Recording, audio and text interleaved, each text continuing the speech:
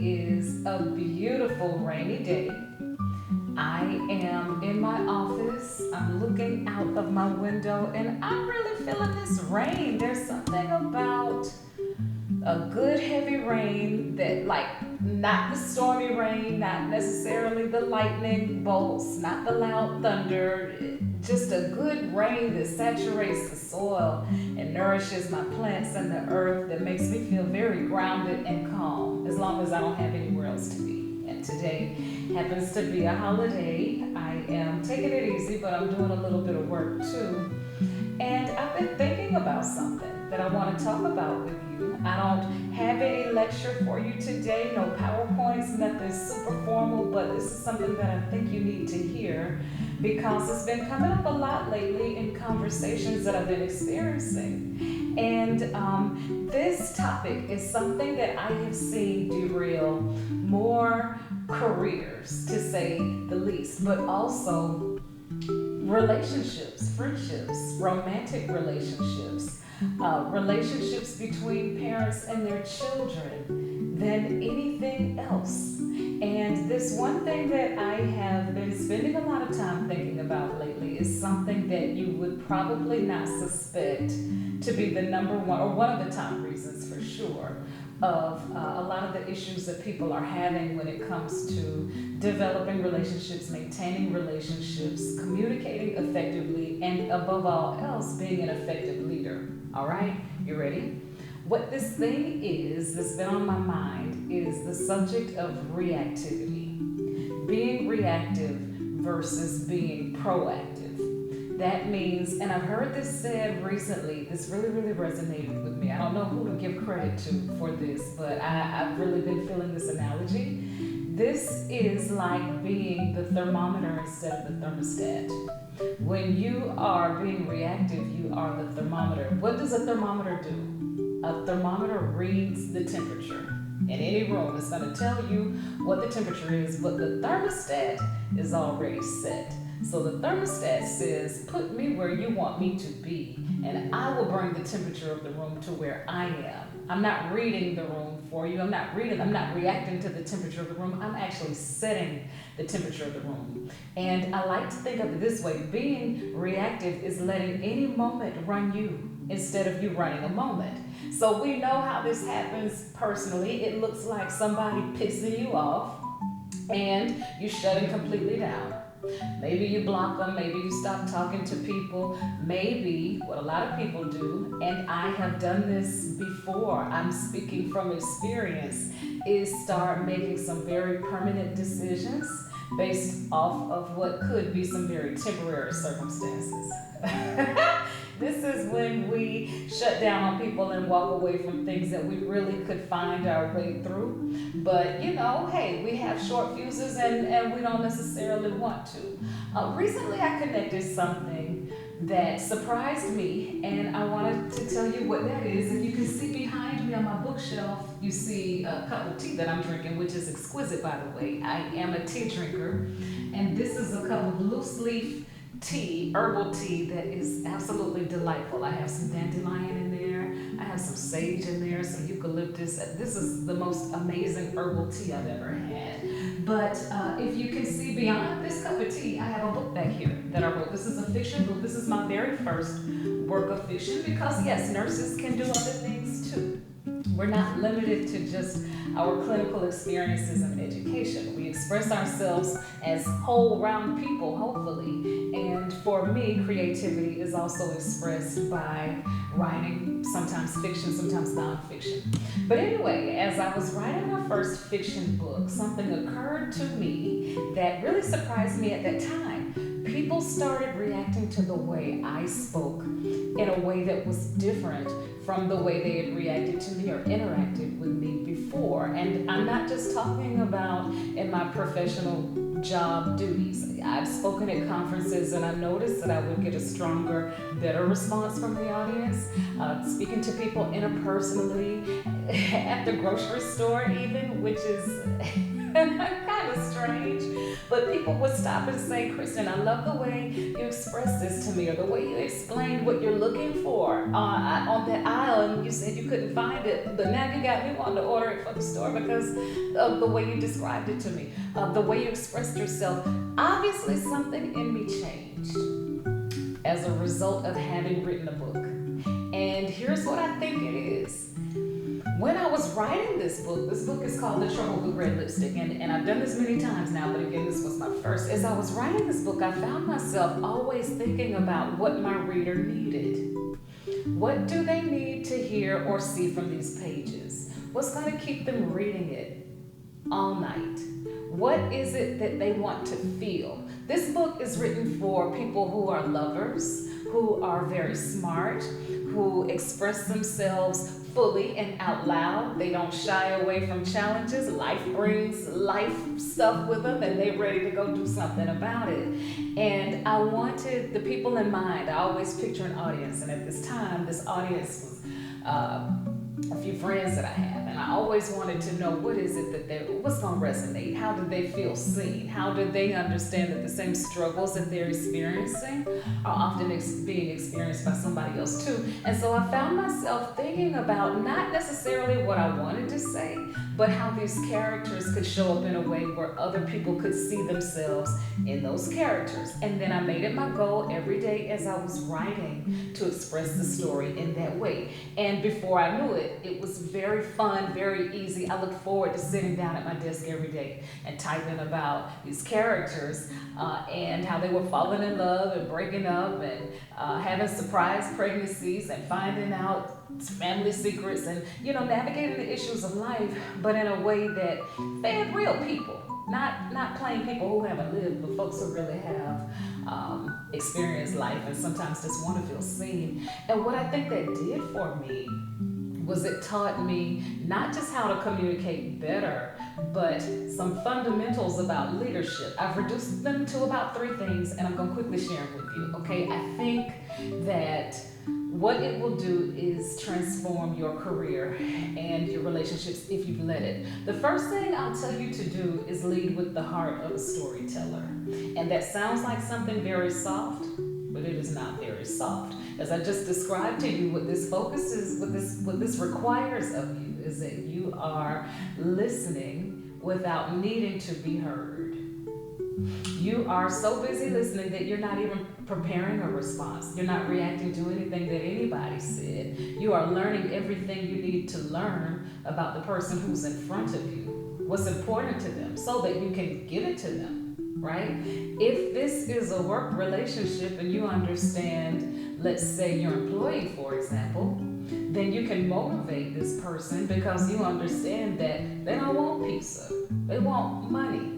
Or maybe, believe it or not, some people don't want money. What they want is recognition. They want awards. They want promotion opportunities. They want you to invest in their professional development. They want to be able to take classes. They want to be able to speak in front of people. They want to be seen. They want to be heard.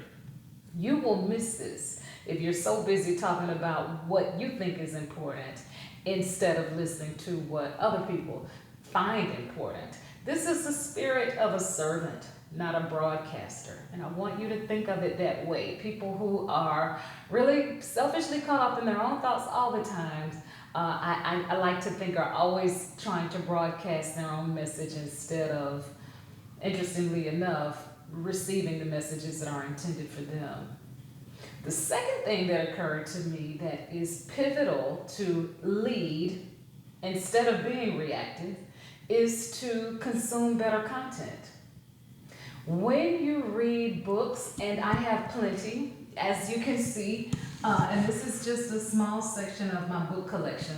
When you read content that nourishes your mind, you speak in a way that reflects the level, the quality of content that you've been consuming. The same is true for the foods that you eat, or the quality of water that you're drinking, or the type of exercise that you might be getting. It isn't just a matter of producing better output.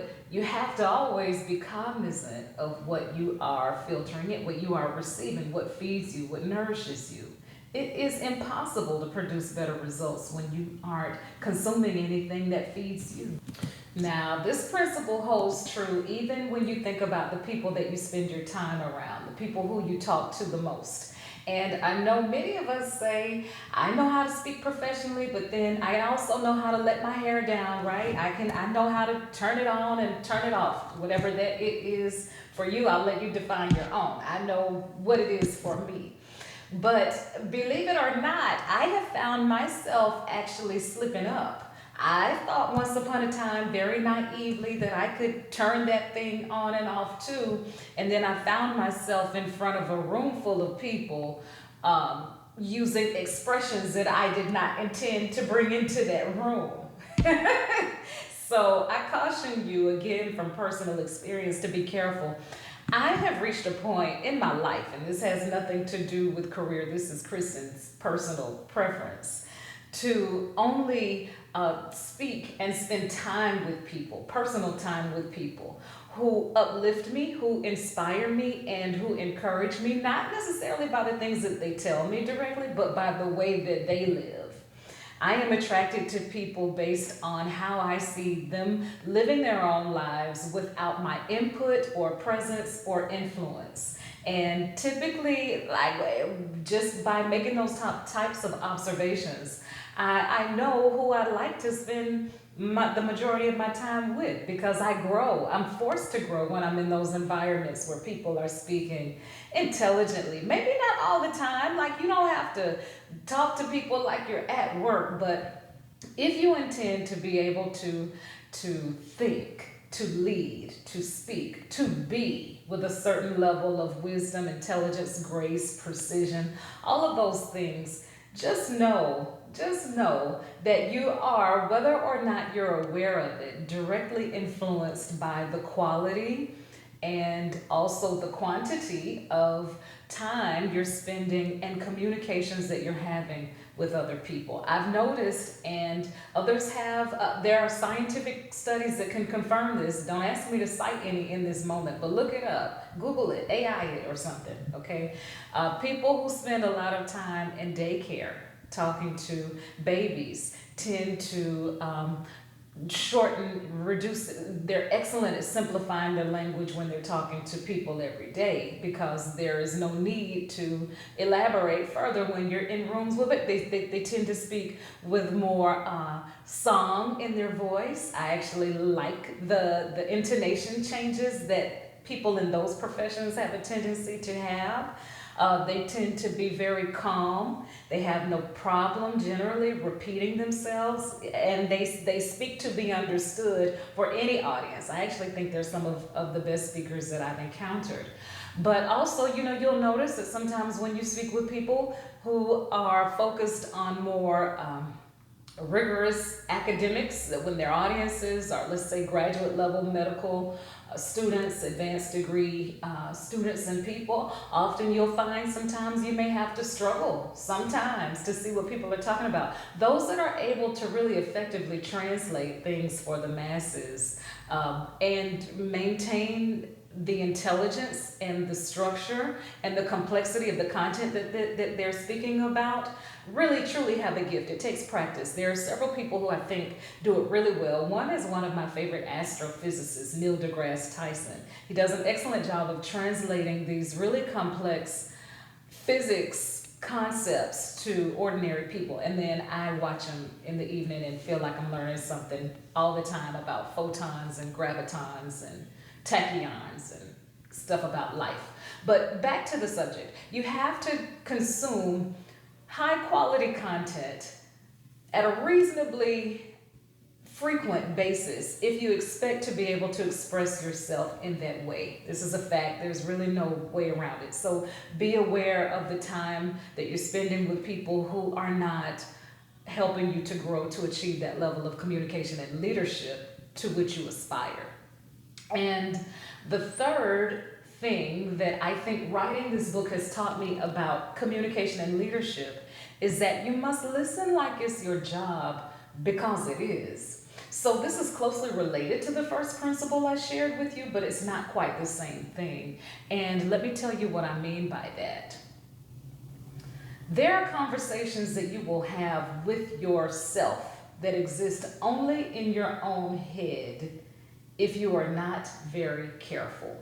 For example, recently I found myself getting genuinely upset professionally, so I'll tell you how I put these concepts actually into practice.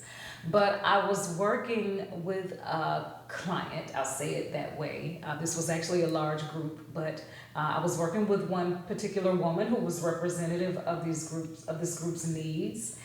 And I found her approach to me to be very condescending. She cut me off often and made a lot of assertions and assumptions about where I was going.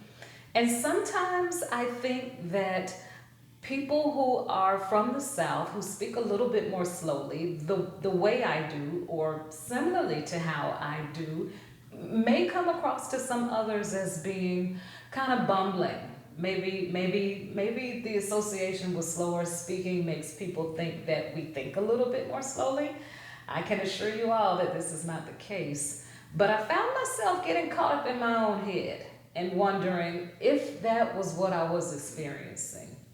And I could not focus at all on what I was hearing. Instead, I was starting to react to the tone that she had set. So here I go, going down this path of becoming what class? The thermometer instead of the thermostat. And once I became aware of it, I immediately corrected this behavior, brought myself back because I recognized that I was getting ready to spend all of this energy getting caught up in my emotions. And I've really elevated far beyond this place long ago. There's no need for me to return to this lesson. But again, I'm human. You're human. We're going to have moments where we just really ain't with it. And we want to tell somebody just how much we ain't with it. But there are many ways to do this, in fact. And going toe to toe with someone who is simple enough to make incorrect assumptions about people and offend them on the front end usually aren't worth the time it takes to try and correct someone's way of thinking. You can correct behavior and then you can choose to disengage in other ways. I completed this job because getting to that part of the payment process was more gratifying for me than getting into some verbal altercation that would go nowhere. But I want you to keep this in mind. Listening like it is your job. In the case of writing this book that I keep referring to, listening to my characters, listening to their needs, even when they were making stupid decisions. And I thought that a lot of the things they did were funny, but I don't want to spoil it for anybody who plans on reading that or anything else that they're enjoying. Listening is probably the most important and sometimes the strongest, most powerful tool you have in your arsenal. Often people think it's the opposite. You have to talk real big and real loud and bark and rah, rah, rah, rah, rah. But the opposite is true. When you are a better listener, it allows you to set that thermostat more effectively, and rest assured that the temperature of the room will certainly come to you.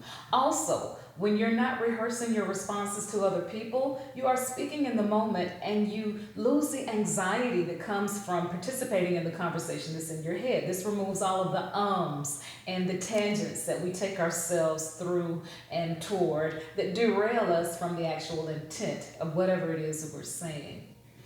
People who feel heard will follow you anywhere. So the flip side of that is when you are listening to someone who does value your communication, you can rest assured that you'll be making, at minimum, if we're talking professionalism, a professional acquaintance, sometimes even a friend along the way. So I hope that this has been helpful. I have been letting this tea cool long enough, and I'm getting ready to enjoy it.